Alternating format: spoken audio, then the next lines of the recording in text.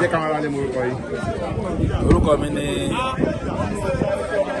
Ajani Saheed aka Ọ̀pọ̀lá tó já. Wọ́n lè péjọpọ̀ ilé àṣàlẹ̀ ìpínlẹ̀ àti A wá fún Candlelight Sisi Quadri. Ẹni bí ènìyàn bí èèyàn. Ikú mẹ́rin lé lọ, ọlọ́dẹ lè fẹ́yàn rí.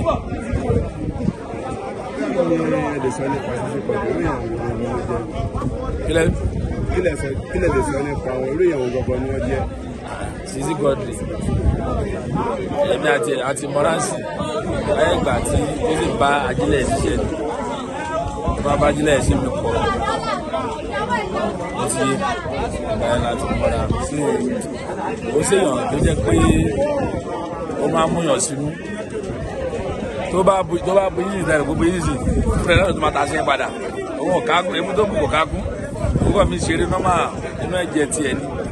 So tẹ́bá dẹ̀ ṣẹ́ wọn máa pè é pẹ́ ṣẹ́wọ̀n. Ó dẹ̀ ti tọ́nu ẹ̀. So ẹ̀yọ́ra dẹ̀ yọ gidi ni. But ikú ẹ̀ ṣọ́ọ̀kì mi o. Because mo ti ẹ̀ ń drive lọ́gán ẹni ẹ̀ bá pè mí. Bani ní ọ̀tọ̀ Sisi Quadri fún mi ṣé òòyà gbèrè ọ̀tọ̀ bá lé kú bá wù ta ló post mo ní sátìsì láti ṣe kó ní ẹni ẹ̀yùsì máa ń játa mo ní ọba sátìsì kò kú o ẹ má lọ kú ọmọlọmọ wọn ti máa gbé rúmọ̀ fòkiri nìyẹn o ó bá ní máa gbé ẹni ẹ padà 5 minutes ló bọ̀ pé ní ọba ní tó tọ́ ni system kò dà lórí mi kò fò lọ wàhálà ọjọ́ kejì mo tó lè pẹ̀ ní ẹ padà pé tó tọ́ ni kò tó sọ wọ́n yẹ mi ò lè fífù kan báyìí yàtọ̀ gbogbo sí ìbòjú ọ̀kan tó ṣe àṣìjọ níṣẹ́ ní mọ́ǹtì bẹ́ẹ̀ di 15 àbí 16 dẹ̀ àjọ níṣẹ́ bẹ́ẹ̀ kájọ pàdé mẹ́ so báyìí sọ kan fọ́nì sí mi expect rárá wàhálà yìí so ó jẹ́ káyé fún ọjọ́ kan tó bà mí jẹ́ tó yẹ pé ó wá jẹ́ kí láìfù rí báyìí tẹ́lẹ̀ láìfù wá dàbí ẹ̀kọ́ná lọ́wọ́ mi báyìí so gbogbo ẹ̀ tẹ́ wá ayé mọ́yà ẹ lọ mú ilé ayé wálẹ̀ ẹ má wá ayé mọ́yà mọ́ ilé ayé ò jẹ́ o ilé ayé bí ti láyé so tá a bá ṣe sílẹ̀ òun làyàn máa wí àríkọ́sí àríkà bàbá rẹ̀ kù so ẹ jẹ́ ká ṣe dáadáa o so àmọ̀ràn mi ni pé ikú ò ní pa gbogbo wa gbogbo ojú tó ń wò mí àtẹ̀jú tó ń gbọ́ mi àtẹ̀yìn ayàwòrán ikú ò ní mọ́ ẹ náà lọ báyìí ikú ògèdè ní mọ́ ẹ náà tó kù lọ báyìí gbogbo àwọn tó kù ká dàgbà ká dògbò agbára Ọlọ́run. Jágbé mi. Kí lè lè sọ fún àwọn tàwa ṣẹ̀mẹ̀ ní àṣálẹ́ yìí? Wọ́n láwọ́ fún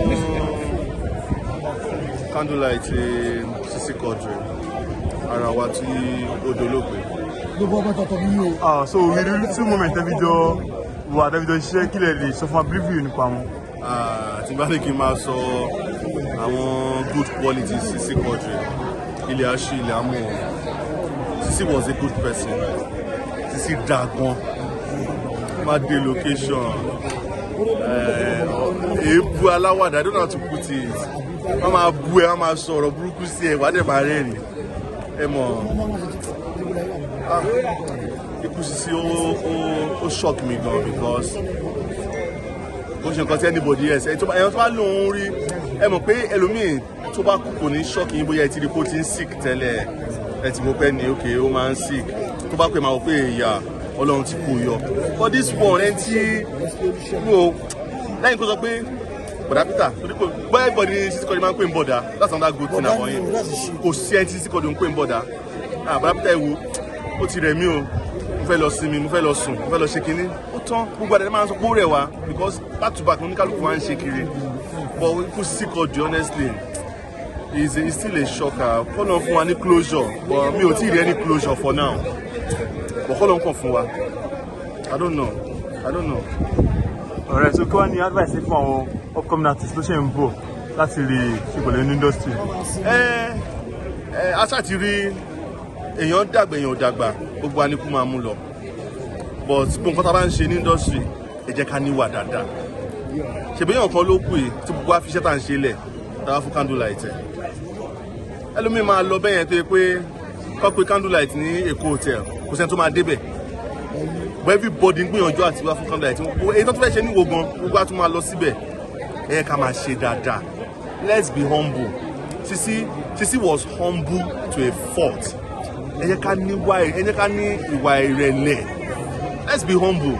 Nǹkan tí mo lè sọ fún àwọn tó ẹ̀ṣẹ̀ mórí wọlé nìyẹn, ẹ jẹ́ ká níwà ìrẹ̀lẹ̀, má yẹ ká gbalẹ̀ ayé mọ́yà.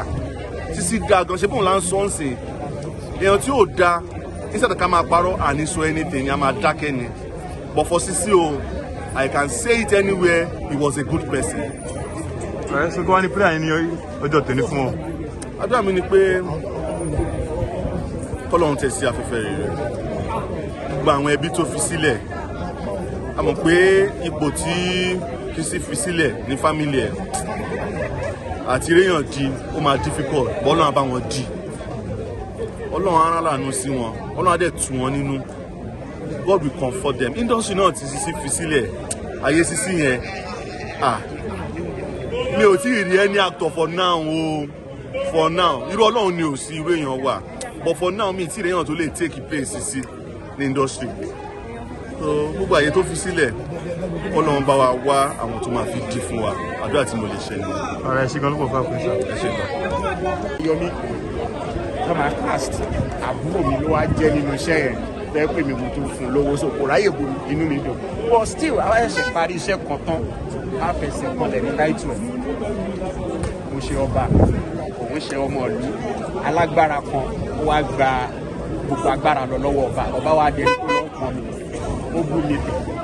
Èébú tí mo sá fún lọ́jọ́ yẹn, ògùn tó bá wo advert iṣẹ́ yẹn lásán wàá rí. So kí ni mò ń try láti sọ ni pé Sisi Quadri ṣáà lè rí ènìyàn tó good lórí aspect yẹn ṣá, ó good lórí nǹkan tó ń ṣe. Ẹni tí àtọmọdé àtàgbà dẹ̀ fẹ́ràn ni kọ́lọ̀ bá wà fún ẹ̀kọ́ bẹ́ẹ̀.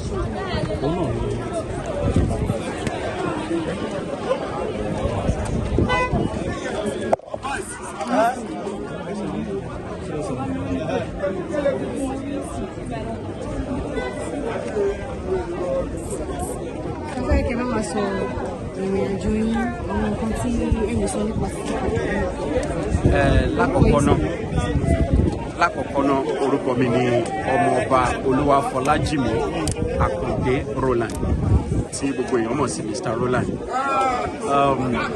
Sisi Quadri lákọ̀ọ́kọ́ mo tún gbàdúrà pé Ọlọ́run kó jẹ́ kí ọdún kó jìnnà síra wọn, gbogbo ẹni tó bá máa lọ kó jẹ́ ẹni tó ti máa dàgbà lágbára Ọlọ́run. Sisi Quadri jẹ́ ẹni tó yẹ pé ó jẹ́ actor tó good lórí nǹkan tó ń ṣe. Kò sí anybody tí ikú Sisi Quadri ò dùn, kò dẹ̀ sí èèyàn kankan tí ó mọ̀ yìí pé ká tó lè rí talent tó máa rọ̀ tó máa dàbí ti Sisi Quadri, especially ní orí role yẹn ó máa pẹ́. Kọ́lọ́n fún ọ̀nà Sisi Quadri ó good. Ó dàbí nǹkan tí mo sọ fún yàn kan lẹ́ẹ̀kan, àtijọ́ máa ń ṣiṣẹ́ rẹpẹtẹ ká má tìjọ́ ṣiṣẹ́ mọ́ bọ́. Iṣẹ́ kan wà tí àjọ ṣe ìgbà tí producer pè mí pé Mr. Roland ẹjọ́ ẹ tètè dé ẹ̀yìn àti Sisi Quadri lẹ́jọ́ máa ṣiṣẹ́, ó kù a week mi lè sùn. Mo wò pé kò séèyàn kankan tó bú mi rí, kò séèyàn kankan tó yẹ̀yẹ́ mi rí pé ọ̀bọ̀ yìí máa finally bú mi. Ìrònú yẹn bá mi because tó bá ń ṣiṣẹ́ pẹ̀lú ẹni tó good tí wọ́n gbọ́ mọ̀ pé ó good. In fact ìgbà tó kọjọ́ kẹta mo láti pe àbúrò mi pé jọ èébú wo ló mọ̀ máa kọ́ mi. Ìyẹn ní kí ni mo mí olùmí àti Sisi Quadri lájọ fẹ́ ṣiṣẹ́. Ó rẹ́rìn ìyẹn wá sọ pé bọ̀dá mi ṣẹ́ fẹ́ gbọ́ kẹ́ ẹ lọ kọ́ èébú kẹ́ ẹ kọ́lẹ̀ ọ̀bọ̀ yẹn á bu yín tẹ̀. Àbúrò mi ò mọ̀ pé òun tún dáná kún iná ni. So ìgbà tá máa dé location gbogbo èèyàn kí mi inú mi wò ó pé ìwọ lọ mi ìtẹ̀rí bọ̀bọ̀ yẹn á bú bọ̀ ìgbà tó lọ máa ṣe director yẹn wọ́n ṣàpínṣẹ́ yẹn àbúrò mi ló wá ṣe nínú iṣẹ́ bọ́ iṣẹ́ táwa parí of recent táìtù iṣẹ́ yẹn má fẹsẹ̀ kọlẹ̀ èbú tí mo sá fún ní ọjọ́ yẹn ọ̀bọ̀ ìbú jàgbàjàgbà ìdí mo try láti sọ ni pé Sisi Quadri good tó bá ní kéèyàn good lórí nǹkan tó ń ṣe ó good. Àdúrà mi ni pé gbogbo ilé àtọ̀nà tó fi sílẹ̀ kọ́lọ̀ má jẹ́ kó bàjẹ́, iwájú tó dojúkọ náà kọ́lọ̀ ń jẹ́ ó dáa lágbára Ọlọ́run. Gbogbo àwọn ọmọ tó fi sílẹ̀ kọ́lọ̀ jẹ́ kán yàrá lágbára Ọlọ́run. Gbogbo àṣìṣe kọ́lọ̀ bá wa foríjì, kọ́lọ̀ má dẹ̀ ṣe kú ẹni tẹ̀lé ń tẹ̀lé. Thank you very much.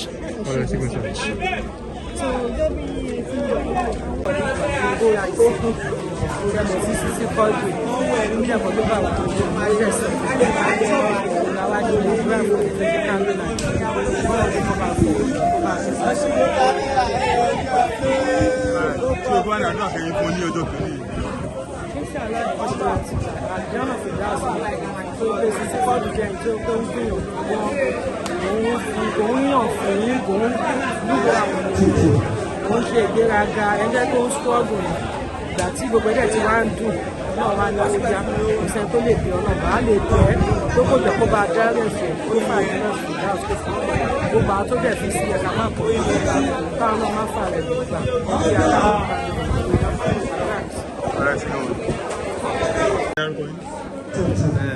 orúkọ mi ni Olúwadámilọ́lá Ṣítù, popular known as General Brown, Nollywood actor.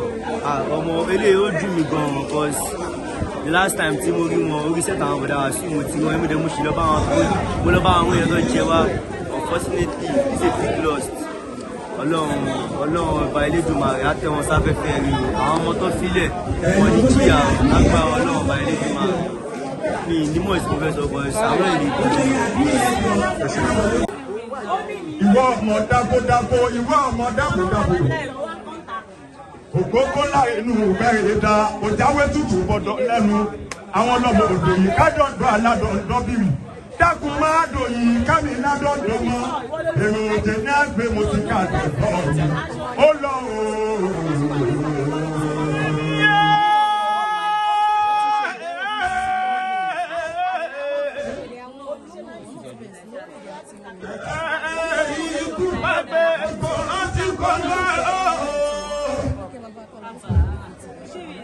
Sisi Quadri ìlọ láàrin wa kò wálé ayé wọn. Sisi Quadri ti kú lọ́bí òyìn kò wálé ayé wọn kò sẹ́ni tó kú bàbá wà nídìí ìgbò. Wọ́n sẹ́ni tí ó wà nídàbẹ̀ ẹgbẹ́lẹ́ ayé àkàndá lẹ́mọ̀rí bá lọ́dọ̀ bàbá ní gbogbo àpáta ẹja máa wí pé ọ̀run máa kọjú mọ́ gbogbo wa lọ́pọ̀ ẹ̀rí ọ̀dà ní ìlú. Gbogbo èèyàn tó mi gbóhùn ẹnu ìkọlọ́dé ọmọ kiri lábẹ́ ọmọdé. Torí ẹnìkan torí ọ̀dọ́ ọ̀la nítorí ọjọ́ tábà ní ìsinlẹ̀. Tálárí ọdẹ mìíràn afẹ́dọ̀ká lèrè lẹ́yìn ìwà ni.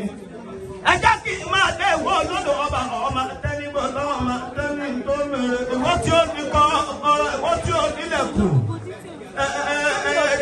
Ẹrú tí bàbá wọn fi ṣọ́lé lọ́jọ́ ìjọsìn àwọn ti kárí sáàjì débẹ̀ iye obìnrin ní ọ̀pọ̀tọ̀ lọ́pọ̀tọ̀ ní bàbá wọn fi ṣọ́lé.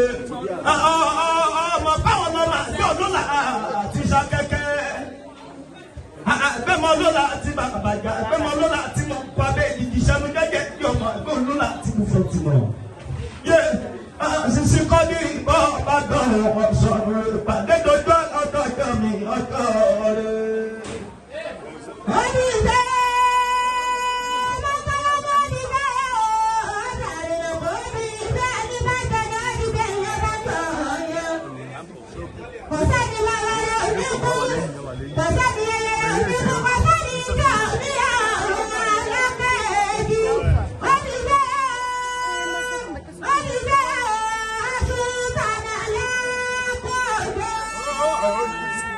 Yeah, thank you everybody. Thank you. Please, where are we heading to right now?